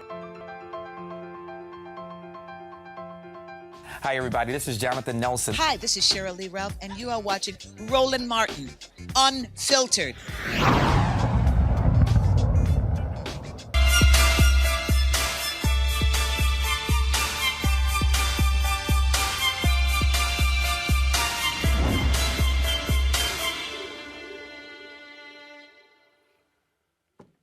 This month is American Heart Month, which focuses on heart disease, the leading cause of death in the United States. Although it's a leading cause of death for Americans, minority groups face a greater than their white counterparts. For example, African Americans can develop heart disease at a younger age. The Heart Foundation, 48% of American women have heart disease and 40% of black men have some form of heart disease. Research has found that even among the growing middle and upper class black community, the rate of heart disease among black Americans is still greater than in white Americans who have a comparable economic status. Joining us now to discuss this, Coach Jesse Thompson, nutritionist and founder of the Detox Now, and Stephanie Johnson, Vice President of Communications and Product Strategies with the American Medical Association. Glad to have both of you. Stephanie, I want to start with you. When we talk about, strategies, we talk about, where to begin. Obviously, typically for folks, this actually develops later in life. And so if we start doing things much earlier, it certainly helps us later. And so for folks who are 50 plus right now, what can they do now? And then we'll talk about folks who are much younger. So we should be doing everything that thank you for having me on the show, first and foremost. I really appreciate being here. But we should be doing everything that we can to be proactive. For so long, people in our community tend to deal with episodic care. So you're presenting with some pain, some ailment, and then you tend to go see a physician or what have you. But being proactive is huge. And it's not just the 50 and older. We have nearly 50% of women, Black women over the age of 20, right, that have heart disease. That is not a good statistic. And we need to be doing all that we can to be able to support Black women. And that is part of the work that I get to lead up at AMA. Jesse? Yeah, so the key thing for us, when I was here last time, we talked about fibroids and how stress was a key determining factor as to why Black women disproportionately experience them. Well, it's no surprise, Roland, that actually stress is one of the differentiating factors when it comes to heart disease as well, all right? So this is actually why I'm partnering with the Release the Pressure campaign that Stephanie it's part of her brainchild, actually, because when we look at how we as a people live, we're pursuing success, and this thing is it's like a pressure cooker, this life that we're living, all right? And when we look at whether it's work, love, relationships, everything is on this grind. And think about life being like that pressure cooker. Without a release valve, it's gonna explode, right, Roland? Yep. So for us, when we look at the key things that are going to make the differentiators, it is the things that specifically pause, create more time in between the decisions that we make, the things on our schedule, being intentional about actually cultivating self-care into our love, our work, our wellness, our pursuits overall, and looking at it as not something that we do as a byproduct or as something we get to do once in a while, but we do it as something that is intentionally a differentiating factor in terms of our success to create sustainable success in our lives overall, right? So that's been a key thing here with the Release the Pressure program that Stephanie created. I'd love for her to talk a little bit more about that. One of the things that Stephanie, I do want you to speak to is, I saw this comment just a moment ago. This guy, who is Elijah James? Get your asses and exercise, work out, and stop eating slave food. It's simple. Well, the reality is, it's not simple. See, and I think people who say that, oh no, it's simple. No, actually, it's not, because there are a significant number of things impacting us that are also hereditary. Okay, that we're born with, and you're not even understanding what your history is. Two, if you're living in areas where you have food deserts, it's not that simple. If you don't have the transportation to be able to go to a place to buy fresh fruits and vegetables, you can't augment or change your diet. And so, absolutely, you have personal responsibility in terms of what you can do. But we also have to factor in there are external factors that have nothing to do with your ability to maybe just get up and do it yourself. There are other things that have to also change in our communities.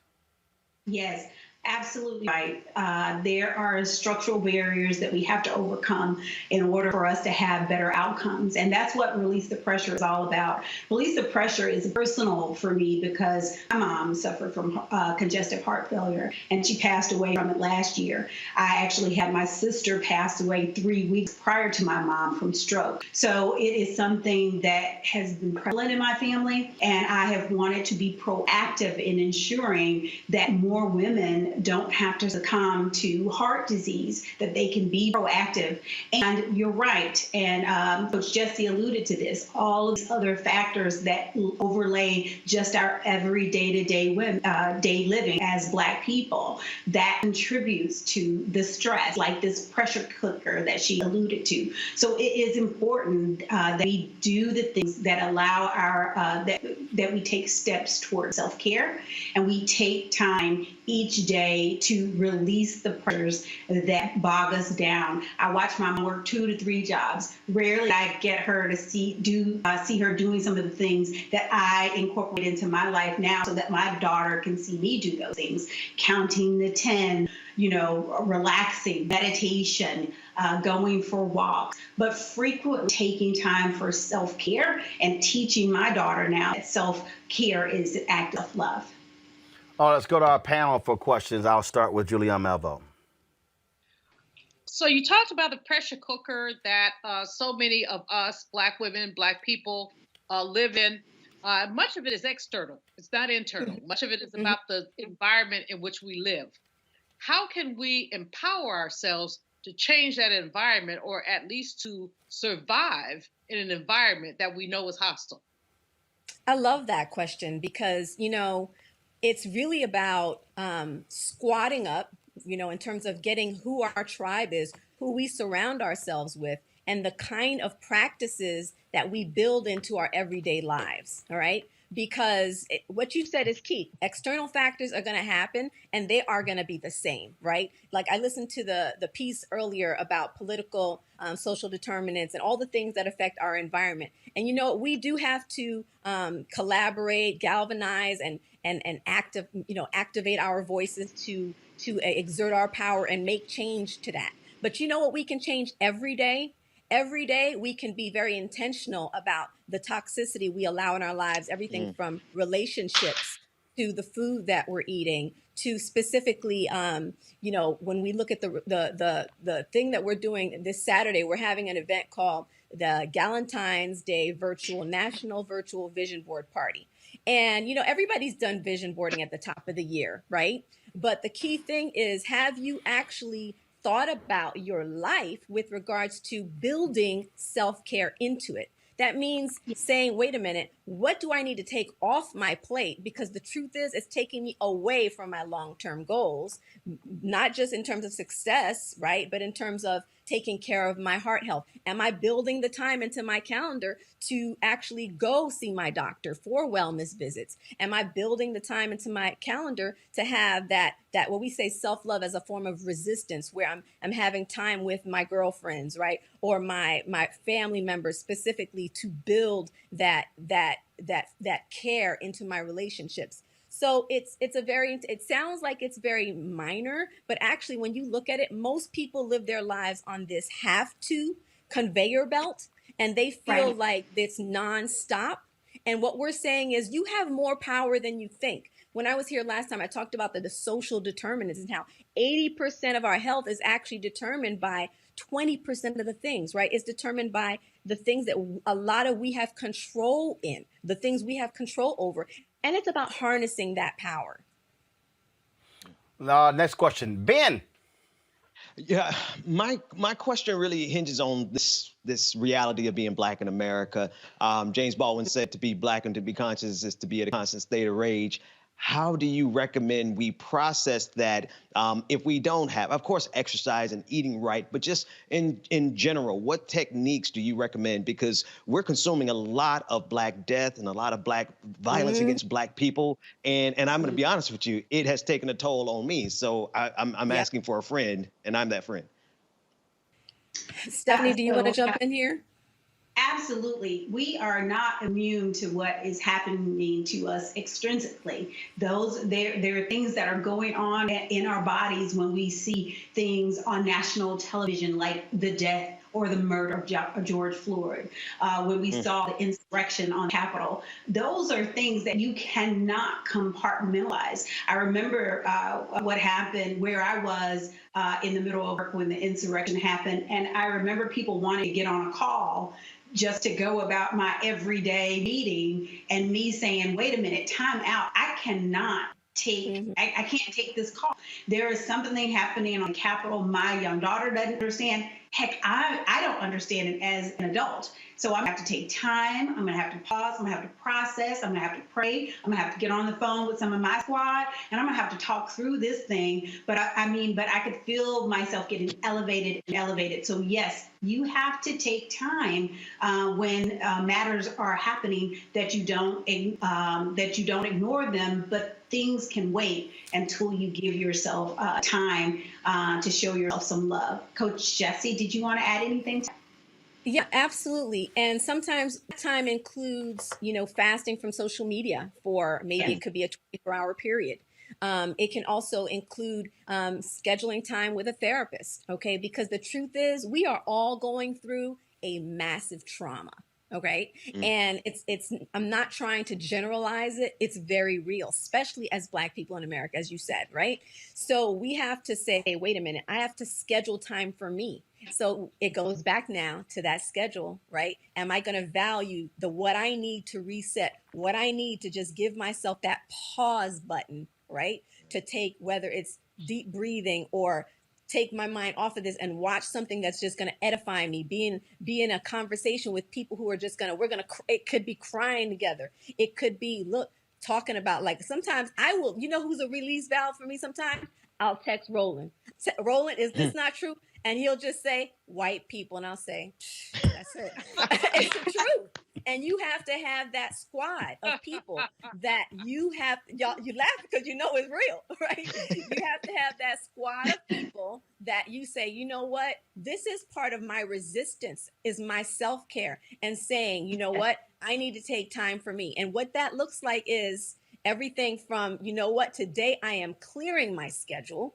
And I'm only going to do what's the Pareto principle? 80% of the things have 20% of the impact. I'll pray in the morning, like, what's going on with me today, God? Prayer is a big deal. What do I need today to fulfill the purpose you have for me today? And sometimes that means clearing my calendar, right? Clearing the calendar and saying, today, I just need to listen to some Bishop Jakes. I just need to listen to, I was listening, in fact, Roland yesterday, I was listening to that Tyler Perry masterclass that he posted from the NABJ event. And that was just feeding me.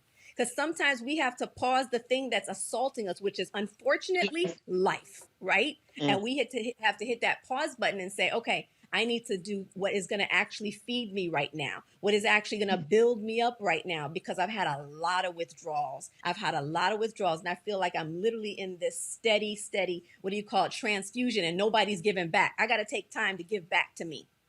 Yes. Avis. What's happening to Black people's health has got to stop, which is why we formed Release the Pressure. And it's a group of us, right? The American Medical Association, you have the American Heart Association, we have the Association of Black Cardiologists, we have the National Medical Association, the Minority Health Institute. We are serious about changing health outcomes in Black communities for the better. COVID-19 has helped shed light on what happens to individuals when they have underlying pre-existing conditions, and we need to focus. So that's what Release the Pressure is all about, bringing resources, not just a campaign slogan, but resources to Black women so that they have things available to them, putting them in close proximity to physicians of color so that they see them and have access. So that's all so important because we are on a trajectory toward change. And that means better health care for ourselves and those we love. And that's what Release the Pressure really is all about. Well, again, I got one person, Tennessee Strong on YouTube, said I'm 39, had a double bypass 2 years ago. So let's final question from Avis. We got about 90 seconds left. Avis, go. Sure. So, in addition to all of the other traumas, and I think that's aptly put, that we have to face every day just as being Black and surviving in America, we are living in this unprecedented time where, for example, we're facing this pandemic. We're 3 times more likely to be diagnosed, twice as likely to die. So a lot of us are just plain dealing with grief. A lot of us are dealing with health challenges. A lot of us, in addition to that, are dealing with employment challenges or business challenges, as we just spoke about previously. So my question to you is, how do we handle these new, very unique stresses on top of everything else that we're facing? Real quick, Avis, about 45 seconds Avis, each. Go ahead.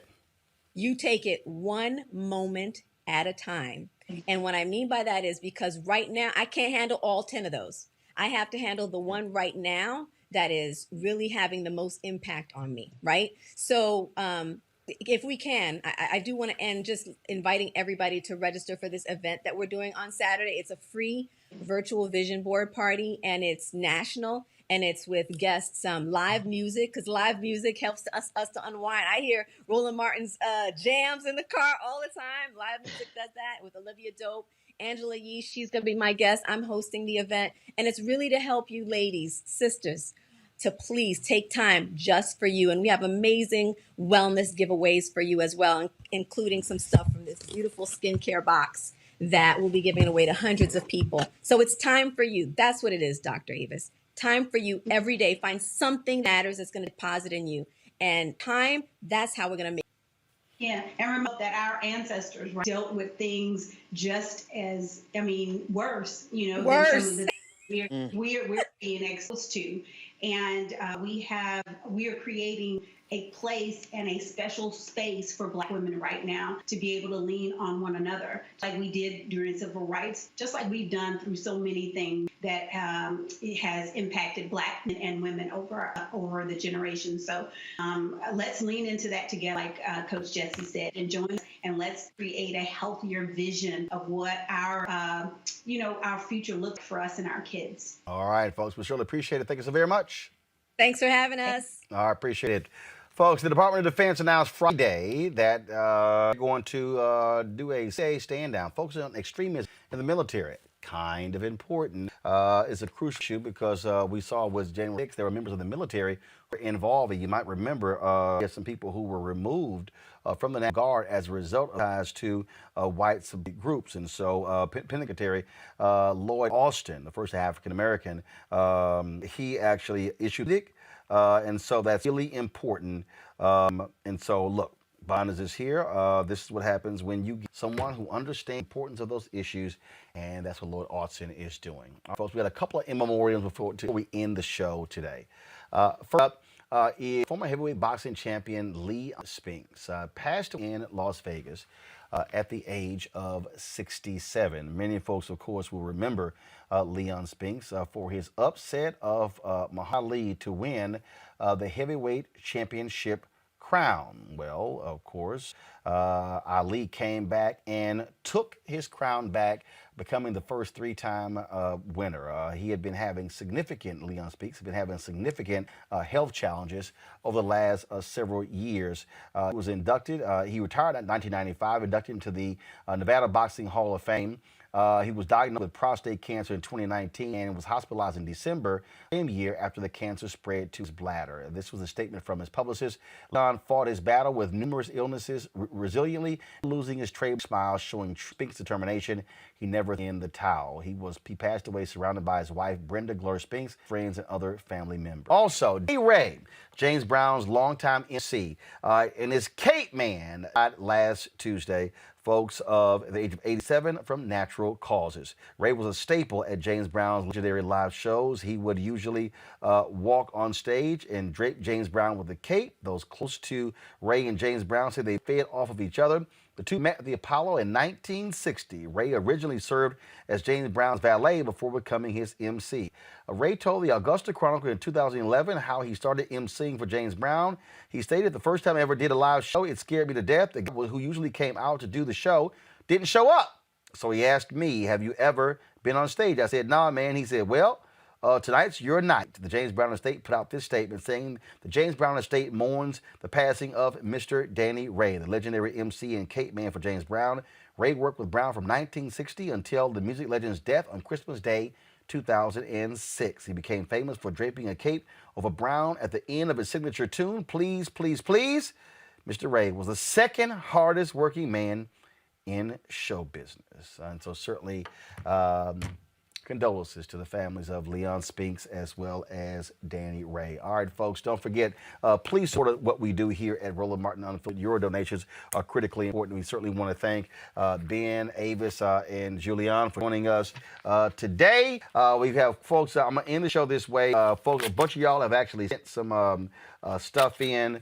Your donation, Bring the Funk Fan Club. Let me see if we got, we get that brother who certainly wanted to pass on to Erica. Don't forget, Method actually called Julian that red bone. Y'all remember at the American Black Film Festival, he was like, "Yo, man, who that sister, the older sister on the show, the red one?" He said, "Yeah, I like her." And I was like, "Oh, look at that, Julian got Method Man all up." I mean, we all saw the movie with, of course, Williams, and she got with Method Man. So I'm saying, watch yourself, Julian. All right. Claudia and Rosemary Cleveland said, "It's that time again. We're renewing our membership for the third year. We're also renewing our dog membership and their names never appeared on your list Friday." Well, we'll get them taken. So Chandra Carradine in Family, Texas, Arima Granger in Birmingham, Alabama. We're praying for your continued good health, the great work you are doing. And so we appreciate that. That's how you do it. You got the family involved with their $200 donation to Bring the Funk Fan Club. So we certainly appreciate that. I'm going to read more before we end the show. And let's see here. Y'all think I'm literally on the mail that came today. And so there's no note to it, but I certainly want to thank Barb Banford. Barb, thank you so very much for your support of our Bring the Funk Fan Club. Parker, let me see here. Kelly Parker sent this party in, so I think she probably got a note.